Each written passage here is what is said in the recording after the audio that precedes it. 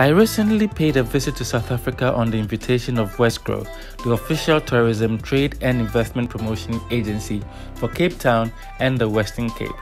In the company of wine buyers, one each from Ghana and Mozambique, the week-long trip added immensely to my existing knowledge of wines from South Africa. We kicked off the experience with a visit to the InvestSA one-stop shop for a business seminar, as well as wine tasting and B2B meetings with wine producers. Just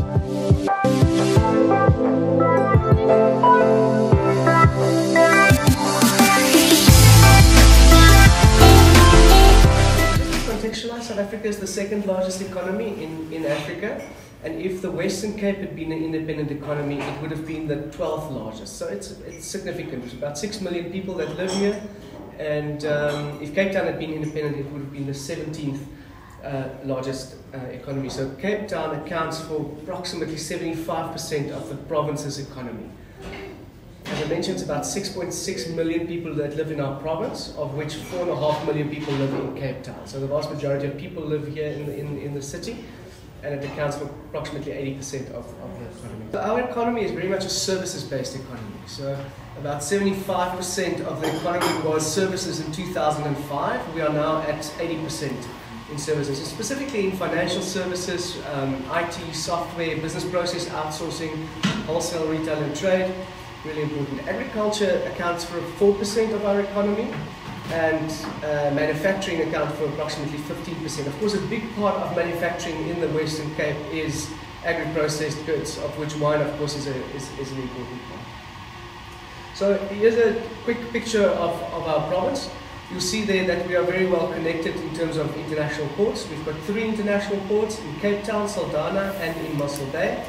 And the winelands is very much where that one associates with wine. And in the winelands, you've got different areas like Stellenbosch, Drakenstein. That's wine coming from Drakenstein. You've got the Breda Valley, Witzenberg, Langenberg. But in fact, it's not only in the winelands that wine gets produced. On the west coast, there's large-scale, large production. In the Oeverberg, there's production. Even in the Karoo, there is some sort of production. So don't think that the wines are only limited to the winelands. It's much broader than that. It is expected by Vinpro that South African wine production will decrease between 2020 and 2024. Therefore, you see the down arrows on the red. Some of the story on the white. The largest variety of wine that we produce is Chenin Blanc, followed by Colombar, Sauvignon Blanc, Chardonnay, and then a host of other smaller varietals that we have. The specific new markets that we are focusing on as a country is the USA, China, and then very importantly the rest of the continent, with your countries in fact being some of the main focus areas. So we're delighted to have you here. I work with my partner, business partner, Koni Wines. We're based in Paarl. So our region is coastal region. So coastal region runs from Franschhoek, Wellington, Paarl. So those are the grapes that are being grown there. And so I currently have 4 reds. The plain cab, it's going to be later on in May. And some of the whites I'm going to be bottling in May, Chardonnay, Sauvignon. But I've been to Ghana twice. They mostly focus on reds or anything sparkling, anything sweeter or non-alcoholic. We're in 27 different countries at the moment, and we have 5 sales managers who travel all the time. They've all just come back. Obviously no handshakes, just elbows, because they've all gone through New York and Italy and Milan. And our strength is really facilitating a relationship between the buyer and the winery.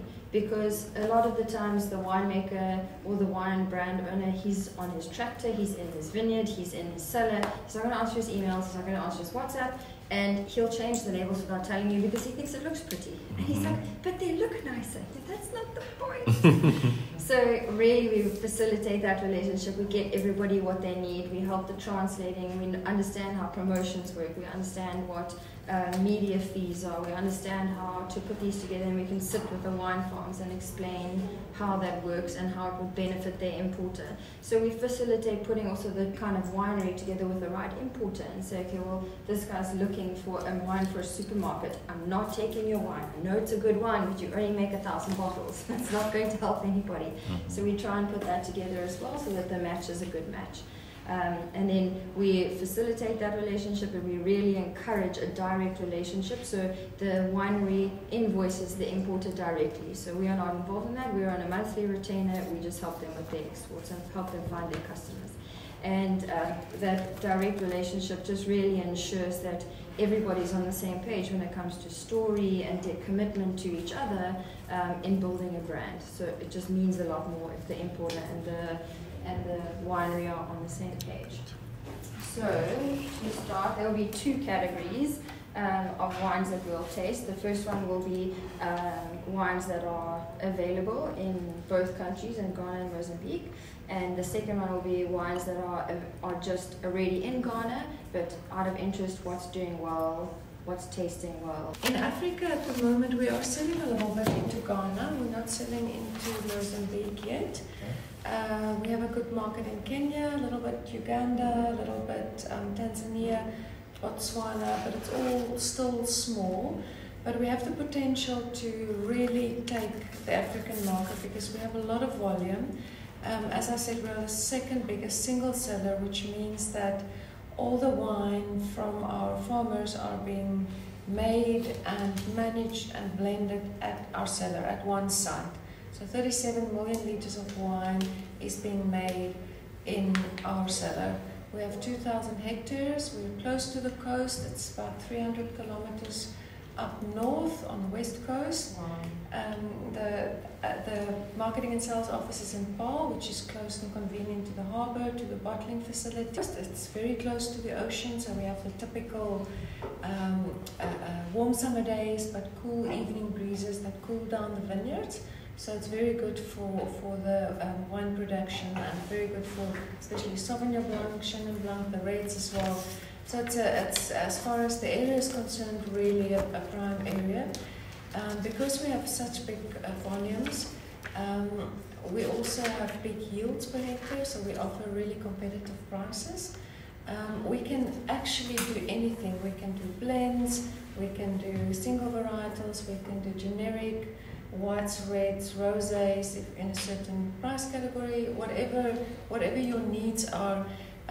If we have to do something specially for you, we just need a minimum order quantity of 3,000 liters, which is 660 cases of 6. The company was established about 15 years ago with a vision to create business opportunities for other women. And people always ask me why the name Women in Wine, but it really allows us to recognize firstly the contribution of farm worker women in South Africa to the growth of the South African wine industry. What we're trying to do through Women in Wine is to create wealth for the women on the farms. In front of me today are from our volume premium range. We also have a reserve range, which I did not bring with me today, simply because of time issues. And in our reserve range, we have a Cab Merlot, 2014 at the moment, and then we also have a Chardonnay. Both these wines are wooded wines. They're beautifully matured wines, have been matured in French oak barrels for between 18 and 24 months. And yeah, just the cut above the wines that I will be presenting for you today. These wines are your everyday wines. I enjoy them because it's the kind of wine that you will pour at the end of a long day. You can just sit, on your porch, outside your house, or under a tree and just enjoy this wine. Just gather yourself, that moment that you just need before you continue with the rest of the things that you need to do for the evening. Yeah, so I have three different varietals in front of us. It's the Sauvignon Blanc, which we'll pour first, and then we have a Shiraz, and we have a Merlot. One of the wines that you see in front of you is oaked. It's all stainless steel tanks. We do put some wood shavings in to give you that woody taste to it. So we'll start off with the Chenin Blanc. It's a very light wine. All these wines is blended easy, especially for a market like Ghana where the wine palate is still developing and the wine industry is growing day by day. It's very easy wines to introduce into the market. The Chenin Blanc that I'm going to be pouring you guys, it's very fruity, tropical. Paul's region is, like I said, the Poland region. It's very Mediterranean climate, so it's extremely cold in the morning and extremely hot during the day. So that's the difference with the terroir with this grapes that you'll be tasting. The wines are all single varietal, single vineyard wines. So quite intense fruits, lots of intensity on the skins and on the fruit, small berries, small production. We take about 6 tons, 7 tons per hectare, so lots of fruit. And generally the profile of our Sauvignon Blanc is subtropical. So what I've got is the 2019, which is about to get its label, and I've brought the 2017. So those two are part of the Pardon Kloof range. And then I've brought the Ecology 2018 and a nice mature Ecology 2014 for you to get a sense of what we do on the ecologies as well. So let's start off with those two. Let's go from young to mature. Okay. So the Pardon Kloof 2019 will get its label. Our production on this is about 7,400 bottles. It's already in the bottle. It's about to get its label, so it will be in its labels and its packaging within literally 2 weeks. We sold out on the previous Bending the Road series, and this is going to be part of a Bending the Road series. Very beautiful art. The art of Peter Clark is on these bottles. It's called the Bending the Road. You might even see it on our website. And that's just a taste of that one. 2019 Sauvignon Blanc, single varietal, single vineyard, nice, herbaceous, minerally nose. They each have a different story to tell. The Herald's, my wife, is the chairperson of an NGO called Health Promoters South Africa. It was created by a guy from Holland called Harold, Dr. Harold Robles. And we decided that we were going to honor him. We heard that he had been diagnosed with a terminal disease, and we thought we should make a gesture to say, you have done good, you have done well for people here in the Western Cape. Whenever we sell any one of these wines, there's a certain portion of it that goes to the NGO. Then we created this sparkling wine, which is a very nice, light, not really light, but it's a light-footed sparkling wine. It is not a champagne. It is not an MCC, it is just a sparkling wine. You make a bloody good wine, and when you've made it to your satisfaction, you then blast it with the same carbon dioxide that the grapes produce when they ferment. And you have an immediate champagne, as it were. The French don't want us to call it champagne. We don't call it champagne when they are looking.